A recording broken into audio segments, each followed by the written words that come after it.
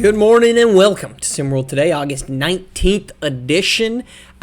We are doing, if you've been tuning in, we've been doing a run around every single conference and doing a little look in on predicting teams that we think will finish. Of course, that's with Sniper J. We're going to continue that.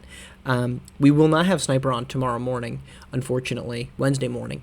But we will do our version. We'll kind of do like the last time, do our version, and then bring Sniper in for him to recap it. But I wanted to do another little look around. And rather than pick three contenders in every conference, picking my three most interesting teams. Now, does that mean that team is good? No. Does that mean that team is bad also? No. It just means I'm interested in watching this team. Now, is there going to be some overlap between contender picks and interesting? Sure, probably. But we are just going to look at who interests me and why they're interesting. Let's start with the ACC. Let's start alphabetical order. You know what? Actually, no, let's do it. Starting ACC because alphabet is the way to go, and anybody that goes in reverse is just trying to be fancy. So let's start with the ACC. And in no particular order, these are just three teams who are of interest to me. And let's start with Wake Forest, who I feel like we're kind of not talking a lot about. Team that's got a new head coach, but I feel like we've talked a lot about some of the other head coaches, right? Sean Miller in Miami, Assad Drayton in Syracuse, Dre Pope in South Carolina. And yet Wake Forest is fascinating. First off, they're bringing in 7 freshmen to this group. That is difficult to take a roster that has very few rotation pieces coming back and essentially remaking 2/3 of the roster. Those are going to be guys that are going to get major minutes. This group has 7 freshmen, 1 sophomore, 3 juniors, and a senior. That's what they're bringing in for Skinny Washington. So in the way that Assad Drayton has overhauled Syracuse, Wake Forest has also been overhauled by new head coach Skinny Washington in his first year. There's also, of course, the fact that this was not a good basketball team last year, and they're not bringing back talent that was incredible last year. Their best player coming back is J.C. Graham as a senior. He had a good junior year if you just were to look at the stats, but you peer deeper, this is a guy that shot 34% from the floor, shot 28% from deep. He did score 15 points per game. A lot of that was just because of insanely high volume. But Wake Forest, they weren't good. 4-10 in conference play, 6-23 overall, and they're a group that needed an overhaul. And there's certainly some good pieces coming back, or I should say coming into this roster. Looking at guys like Kyrie Brown and Nick Brewer. You've got James Canton joining that. So there's good pieces, but I think this is a team it's going to be I shouldn't say a long. I think this is the interesting part is how long is this rebuild? How long is this retool from Skinny Washington? Because there's some good basketball, but there's not great basketball players coming back. You've got 3 guys that started a season ago, Reinhardt, Emin, and Carter Fields. I think Carter Fields right now is probably the best player on this roster. Does that mean he's good? Maybe, sort of, but that doesn't mean he's great. It's more of an indication of what the rest of this roster looks like.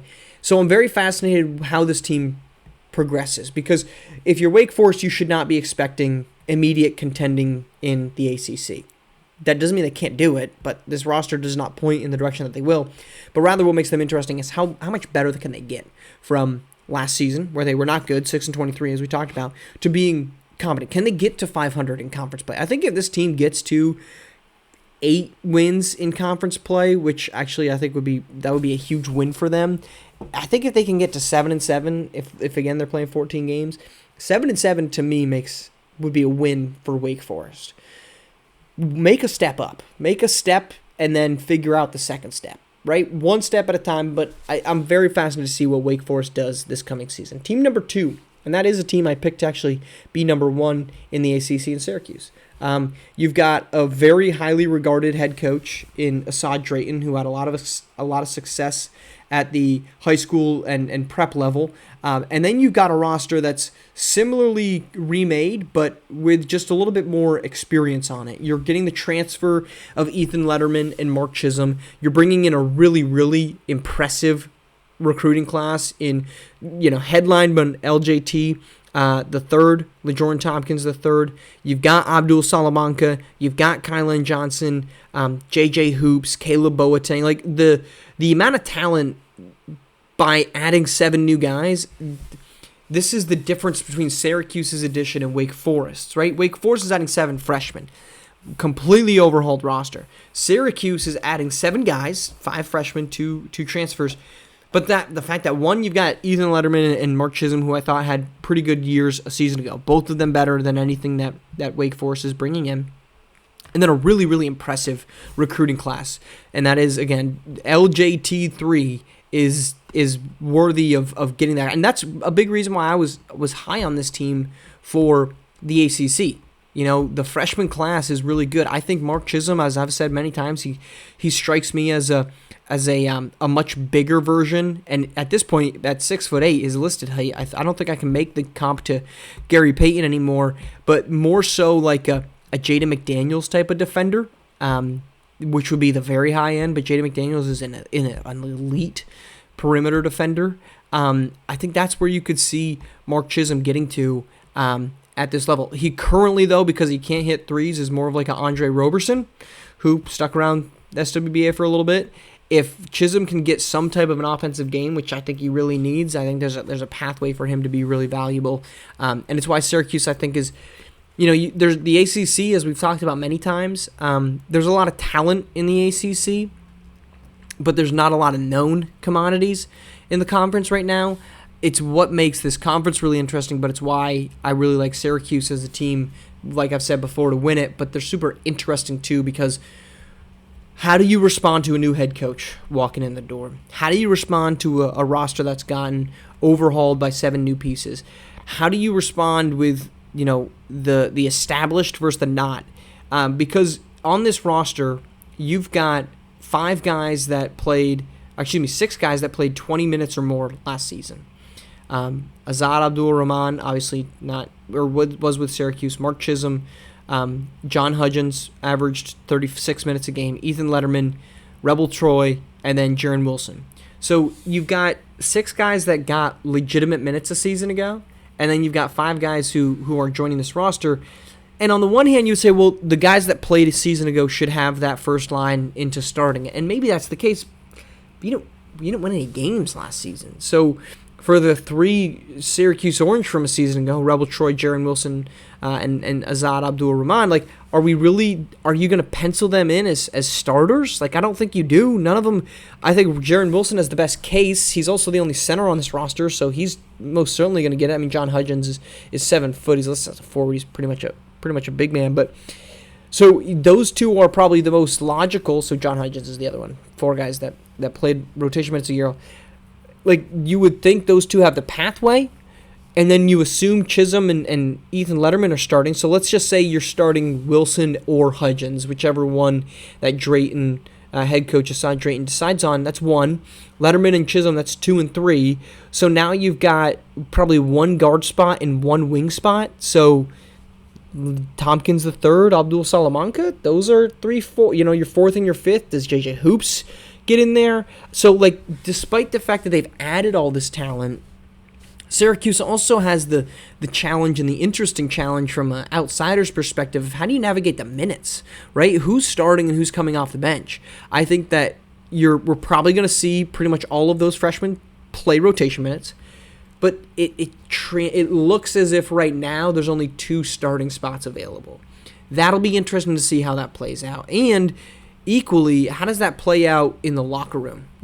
One of the big things around Coach Assad Drayton when he was at the high school and prep level was the buy-in that he got from recruits and players that would go in with the view of a larger finish line. And he has that, and that was the bedrock of his organizations, and he did a fantastic job at balancing that with winning, which obviously isn't as important at the prep level. Now winning's much more important at the collegiate level. How do you navigate that same? Because that draw that Drayton has, that draw clearly gets these 7 newcomers to this roster. You do not get that on accident. How do you handle that? Now, guys want minutes, and we're going to hear a lot of people in the offseason and during the regular season that are going to say it's all about the team, it's all about the team, it's all about the team. We're going to hear that. That's great. But eventually you got to start putting minutes together for the next level. And if you're a freshman sitting there staring at two other guys at your position and saying, when's my minutes? Because let's assume Chisholm and Letterman go to the SWBA, right? I think Letterman's a first-round pick. I think Chisholm right now is probably a second-round pick just because of his lack of scoring. You've got five freshmen left over. 6'4" Tompkins, 6'8" Salamanca, 6'3" Kylan Johnson, 6'1" JJ Hoops, 6'6" Caleb Boateng. You could play all five of those. You could, but you'd be small, right? You got three guys 6'4" and under. Your tallest is at 6'8". Are you going to play Abdul Salamanca in the paint? I don't know. I think he's more of a great 3-4 guy. So that's why they're on my list of most interesting, because how do you play out now with a really large group of guys that want to play? Could this go the route of like a Kentucky, right, where Devin Booker's getting ancillary minutes, where Shai Gilgeous-Alexander got ancillary minutes? Both those guys are all SWBA. One of them's an MVP. They've both made it to the finals. One of them is a finals MVP. Like, that could be the outcome that Coach Drayton establishes in Syracuse or wherever else he may go. I don't know that Syracuse is his last stop. The other alternative to that is the teams that don't have success, guys don't blossom, and they don't have a lot of individual growth because they don't get the minutes. That'll be fascinating.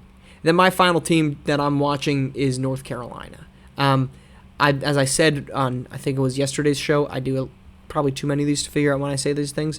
The more that I research and do my prep for the season, the more I like North Carolina. They're a really good basketball team. I'm really curious to see what does Marco Jacobs look like. I think he's kind of being slept on a little bit in terms of the incoming freshman class. He's a really, really, really good player. He brings a lot to the table for this group. And it's a team that's returning a lot of rotation pieces. You got Kamarian Bracken, average 21 minutes. I'd expect that to go up in his junior year. He was really good last season for this team overall as a table-setting guard. He's the typical 3 to 4 year North Carolina Tar Heel starting point guard. He's back. You've got Sean Hyman, who had a really efficient 20-minute per game season last year. He'll get big minutes at 6'9". He could be their starting center. He might not be, though, because you got Miles James, who played 30 minutes a season ago. You've got Julian Marks, who played 26 minutes, Kasim Porter Jr., who played 30, and Kadarius Stack Jr., who played 29. So you've got, I still think Marco Jacobs is the best player on this team in terms of skill set and ceiling, but you've got a handful of guys, particularly at the guard position. Kasim Porter Jr., 6'2", Kamarian Bracken, 6'2". So if you're going to play Marco Jacobs, you're playing him at the wing. That means you're going to have to sit one of Sean Hyman, who I think is ready to be a forward and a starter, Kadarius Stack Jr., or Miles James. One of those three guys is sitting. To me, I think it's going to be Miles James, but James averaged more rebounds and more points than Kadarius Stack Jr. He was a better scorer than Kadarius Stack Jr. So then you look at that and you say, okay, actually, no, never mind. It's going to be James. So then we're going to sit Stack. But you can argue, well, Stack's got a great defensive upside. That's not something that Sean Hyman brings. So North Carolina's got a rotational question mark going on with this roster, on top of the fact that they're a team that finished in the top 25 a season ago, a team that was in the top 15 for much of the season as well. There was plenty of conversation and an argument about were they in the top 15 last season because they started there and they never really earned their way out of it, or because they were a top 15 team. The close to their season would tell you that no, it was probably because they weren't a top 15 team. They kind of faded down the stretch. Let's add in the wrinkle of there's some pressure on Hubert Davis to be good. You've won a national championship. You that is big. Coach Davis won the national championship with a team that not a lot of people were necessarily high on. Now the boosters and the rest of this organization, this program, are kind of looking and saying, okay, like we got to be better than 4th, 5th in our conference. Like, yes, we've moved to this college football championship game, top 2 teams only, which I actually really like. It makes the regular season matter in conference play in college basketball in ways that it just didn't really matter before. It mattered just to get good seeding, but then you have 12 teams in it, and it's kind of a crapshoot. Like, it's just you. Like, you have one spot that you can get into, that top two spots, so two positions, but that one area that you can get into. North Carolina's not getting there. How long does a program that prides itself on being a conference champion and a national title contender, yeah, you got one. You don't have to do anything but celebrate that. But as we've seen, like, championships, people want them all the time, especially when you're a blue blood. You know, the fact that we've got people swirling around, you know, Alabama is potentially needing a head coaching change if they don't make a run. Like I said, I don't know. I don't agree with that, but that's the attitude that we have right now. And if this team can't put things together, do we see a coaching change? In the same way that, are we circling John Shire is in the hot seat? Like, that seems excessive, but that's happening. And I don't think North Carolina is immune from being in those same conversations, which is why it makes it for an interesting group. So those are my three. Wake Forest with a new head coach and 7 freshmen. Syracuse with a new head coach, 5 freshmen, 2 transfers, really remade roster. And then North Carolina, who has a great addition with Marco Jacobs and potentially a little hot seat situation with their head coach. Appreciate you tuning in. We're back tomorrow morning here on SimWorld TV. Only place you can see the game, be the game.